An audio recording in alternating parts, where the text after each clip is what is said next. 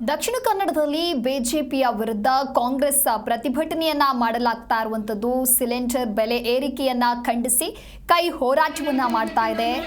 ಕೇಂದ್ರ ಸರ್ಕಾರ gas cylinder ಬೆಲೆಯನ್ನ 50 ರೂಪಾಯಿಗಳಿಗೆ ಏರಿಕೆ ಮಾಡಿರುವುದು ಸೇರಿದಂತೆ ಕೇಂದ್ರದ ಬೆಲೆ ಏರಿಕೆಯ ವಿರುದ್ಧವಾಗಿ ದಕ್ಷಿಣ ಕನ್ನಡ ಜಿಲ್ಲಾ ಕಾಂಗ್ರೆಸ್ ಕಾರ್ಯಕರ್ತರು ಕಟ್ಟಿಗೆ ಖಾಲಿ ಗ್ಯಾಸ್ ಸಿಲಿಂಡರ್ ಜೊತೆಗೆ ಮೆರವಣಿಗೆಯನ್ನ ನಡೆಸಿ ಪ್ರತಿಭಟಿಸಿದರು.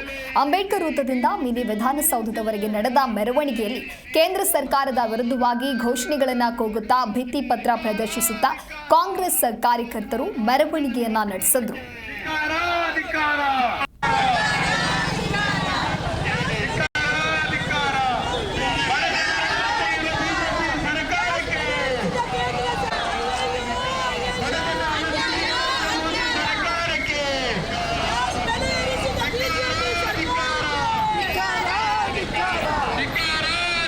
ಈ ಒಂದು ಪ್ರತಿಭಟನೆಗಳನ್ನು ಇವತ್ತು ಕೇಂದ್ರದ ರಕ್ಷಣೆ ಅಂತ ನಾವು ಹೇಳ್ತೇವೆ.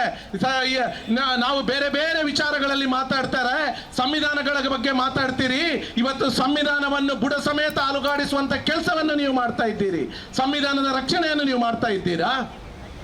ಇವತ್ತು ಒಂದು ಕಡೆಯಿಂದ ಜನರಿಗೆ ಡೀಸೆಲ್ ಪೆಟ್ರೋಲ್ ಕೊಡುವಂತ ಕಾರ್ಯಕ್ರಮವನ್ನು ಅಂದಿನ ಮನಮೋಹನ್ ಸಿಂಗ್ UPA ಸರ್ಕಾರ ಮಾಡಿತ್ತು.